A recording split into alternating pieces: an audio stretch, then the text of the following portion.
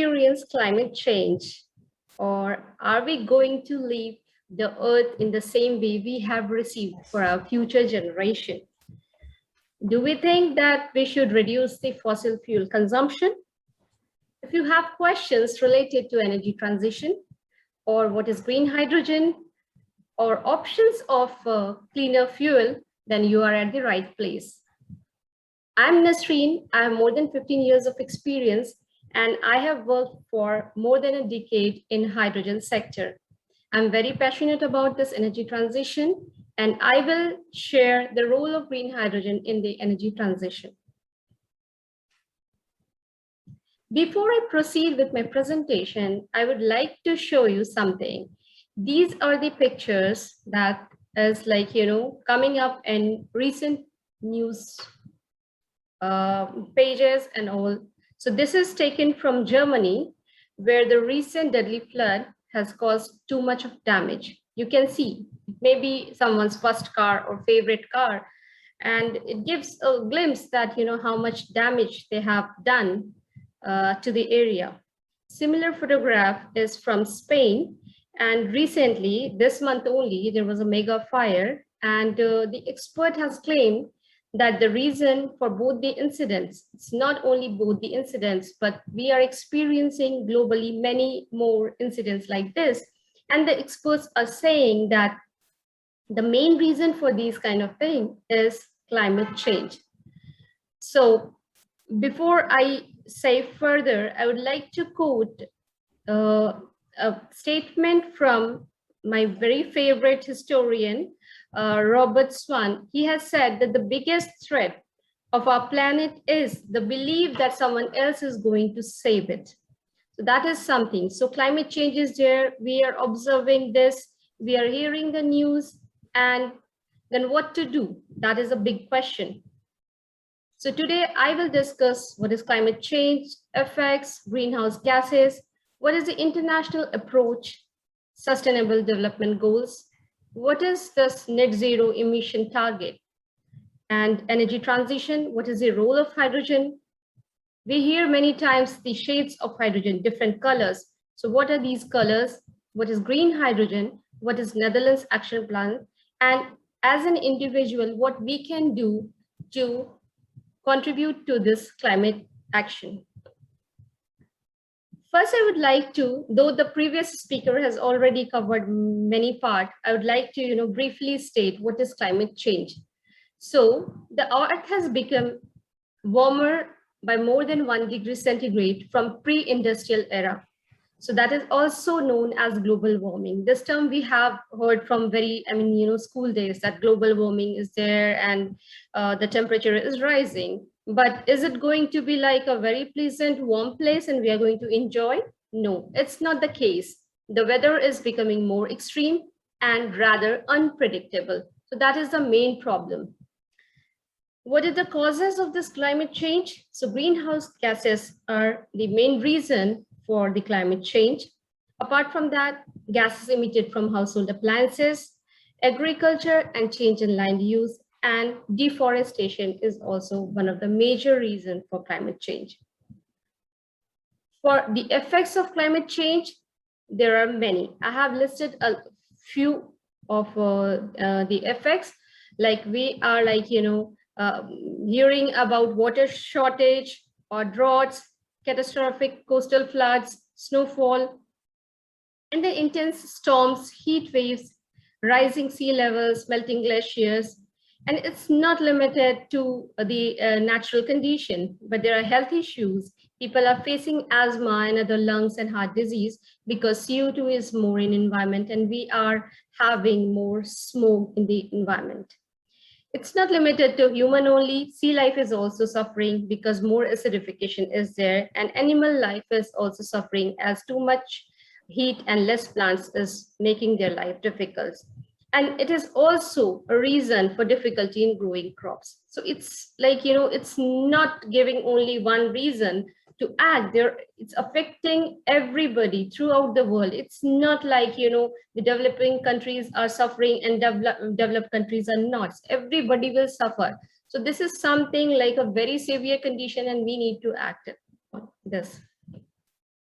So this is a generic based on the audience. I thought that I will give a brief information of everything. So this is the greenhouse gases.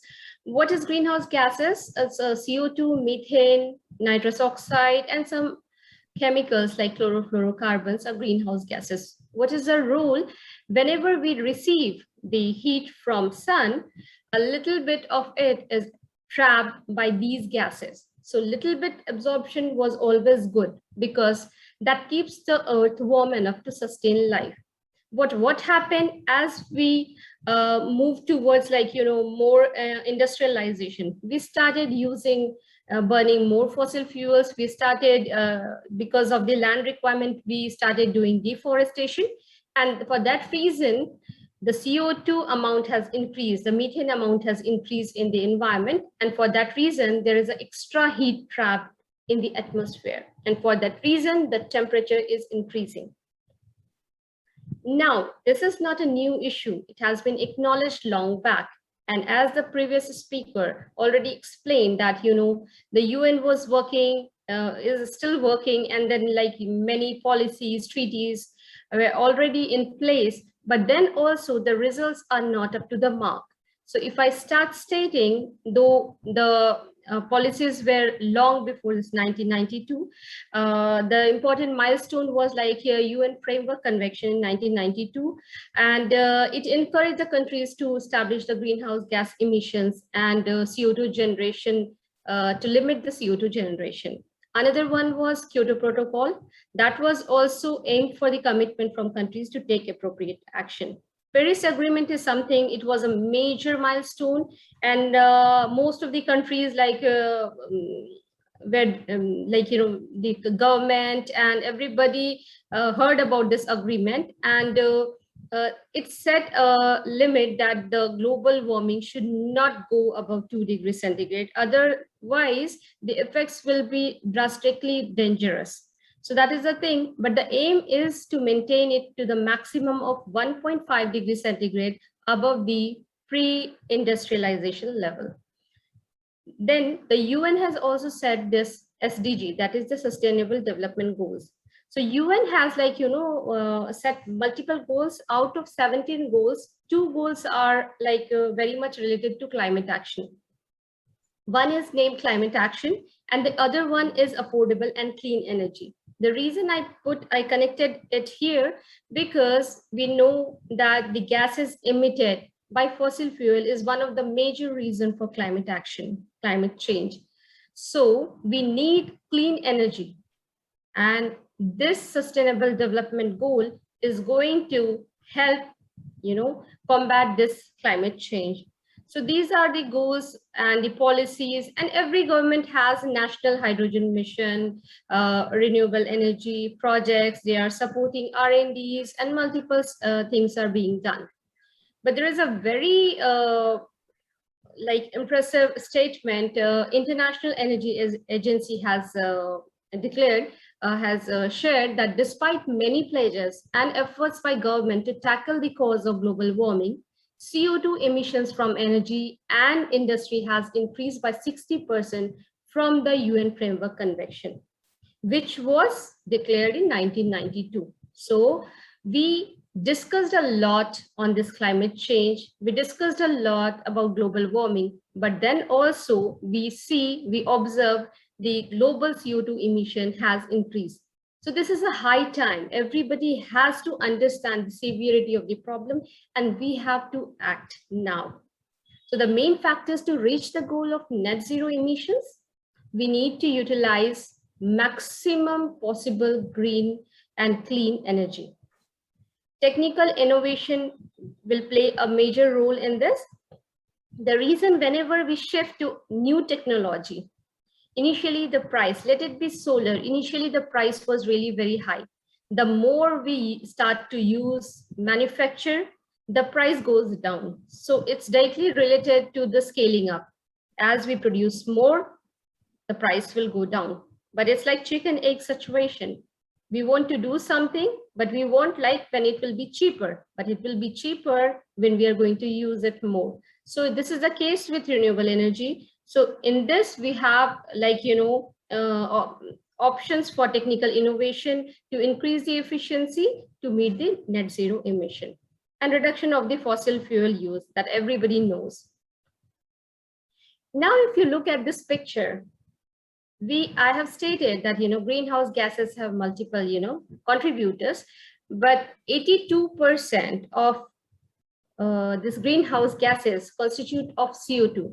So if we handle this CO2, then we are going to achieve or control this temperature properly. So that is why we always discuss this CO2 more. The reason, instead of going for methane or nitrous oxide, we discuss more about CO2 because it's the major contributor out of all the greenhouse gases. Then coming to the sectors, transportation sector emits a lot of greenhouse gases, same for electricity generation, then industries, and little bit of agriculture, commercial and residential contribution is also there. So I'm going to explain more about green hydrogen in further slides, but green hydrogen is acknowledged as one of the best option as it is not emitting any CO2 at all. What is energy transition? So as I have shared some of the pictures and explained that whenever we use fossil fuel, then there is a hidden cost. All the damage that is occurring because of this, climate change, it's indirectly associated with the usage of this fossil fuel. So we need to shift this fossil fuel to sustainable energy, green energy. So there is a change in the energy system, the way we generate, distribute, and utilize energy. And we should have this more and more renewable energy in this total energy mix, so that we can have like more decarbonization, less CO2 emission, that is a less carbon footprint. So what are the options for non-fossil energy? We have solar, wind, hydro, nuclear, hydrogen. These things we have heard. Hydrogen I'm going to discuss in more detail, but solar, wind, hydro, and nuclear, I mean, most of us are aware. So I'm not going to, explain a lot about this, but hydrogen will be in the main center of attention in my presentation. So if you look at this picture, you can see that hydrogen has the capability of heating, this metal refining, then ammonia and fertilizer manufacturing, power generation, and synthetic fuels, as well as vehicles. So this is like, wherever we were using fossil fuel, many places we can replace that with hydrogen. And there is a way to produce hydrogen without emitting CO2. So that is a good news for us, that there is a solution available. So hydrogen is a colorless, odorless, non-toxic, and highly combustible gas. And it is very attractive and accepted solution to deal with the climate change. Now we hear a lot about colors of hydrogen. What is this? It's like, now we talk about, it's like wardrobe color and green hydrogen, blue hydrogen. So what are all these colors? So these colors are somehow labeled the way they are produced or the amount of CO2 they are going to release. So first one is like gray hydrogen. Gray hydrogen is at this moment the highest produced hydrogen is gray hydrogen. Majority of hydrogen globally produced is using the fossil fuel, and SMR is a process in which the steam is mixed and there are some catalytic reaction and hydrogen is produced. But this gray hydrogen manufacturing process emits a lot of CO2. So that is something that we need in industry. We need hydrogen, but why are we using this gray hydrogen if there is another alternate available? So what are these alternate? So there is another blue hydrogen. So when we use this fossil fuel, make the hydrogen, but instead of emitting this CO2 to the atmosphere, we try to capture this CO2 and store it. Then the emission is less. So the blue hydrogen is considered to be better in terms of, climate change effects. Look at the picture. So this is like, per kg of CO2 produced for per kg of hydrogen. Gray hydrogen, it's like higher, blue is little bit less, and for green, it's negligible. What is green hydrogen? So this is very interesting thing, that we have natural resources available. We have sunshine, we have wind available, and we have water. Everything is gifted by God. It's like, easily available to us. So by using all these three things, we can easily make green hydrogen. So how do we do this? First step is to generate electricity. So solar, wind, or combination or hybrid of both of that, we are going to use to generate electricity. Then we have a very magical equipment known as electrolyzer. When you use the electrolyzer, then this electricity can split the water into hydrogen and oxygen molecules. And we can purify it and use it to multiple places that I have stated earlier. Like we can use in the heating purpose, we can use it in transportation, we can use it in chemical industries. So this is like, there is no direct CO2 emission in this green hydrogen production. So it can help us to reach this net zero emission goal.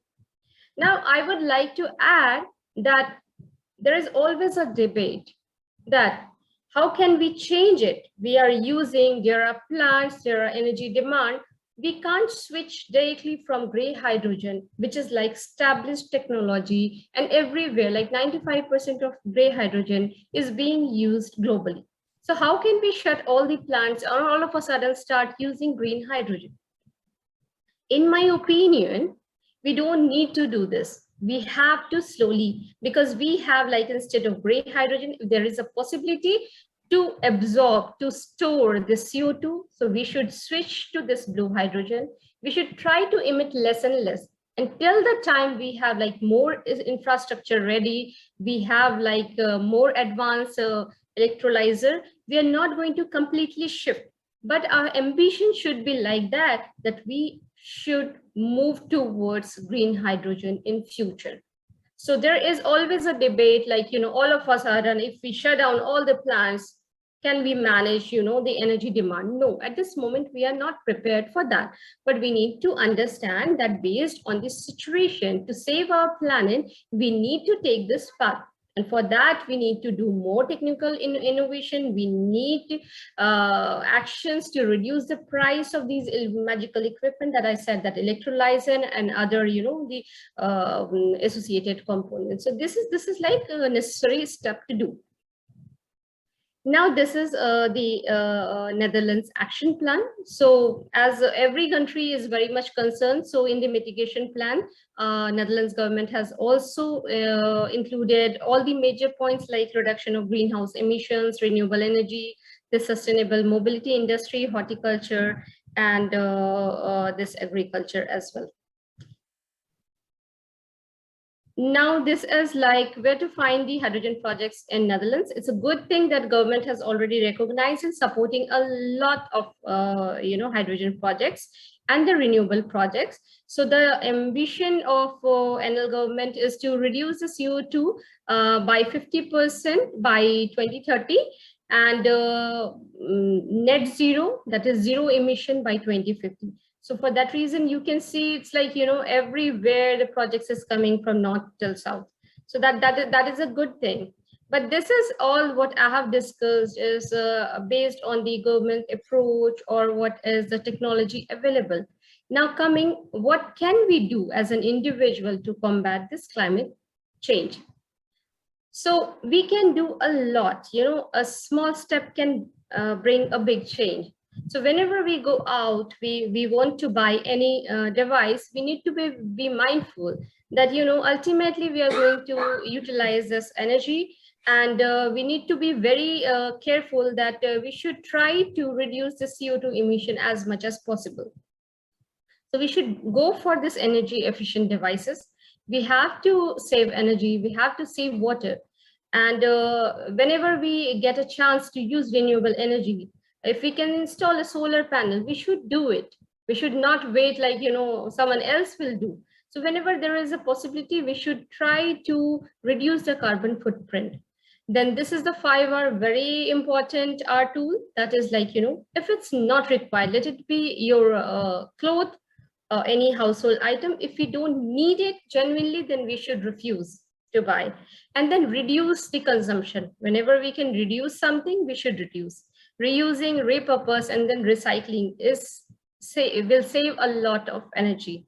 And it will help us to reach this net zero emission by 2050. So these are the things we can do. Apart from that, this is like promoting cycling is not very applicable for Netherlands people, because Dutch people are very they are always using this feeds and all. But we have to wherever we can avoid car, we should do that. So these are the small things: home cooked food, making compost, plantation, raising awareness, small steps we have to do, and we can help. We can help to deal with this, CO2 emissions. So this was a small presentation, and let's contribute towards this and make this a sustainable print for the future generation. I would like to thank SOCA for organizing this event, and special thanks to Christy for inviting me for this event. And the audience, I would like to say that since you have invested time, you have already, taken one step towards this. And if we can't do, we think about no one alone, let it be a person, a company, or a country. A single person or single company can't do this, but with collaboration, we can deal this thing, and we can, make this place a sustainable place. We can reach this global net zero emission goal. We can keep the global temperature below 1.5 degree. And that is something that invisible. This threat is invisible till the time we face, personally, but there are alarms everywhere. So we need to be very mindful in all our actions and take things appropriate. Thank you. Thank you.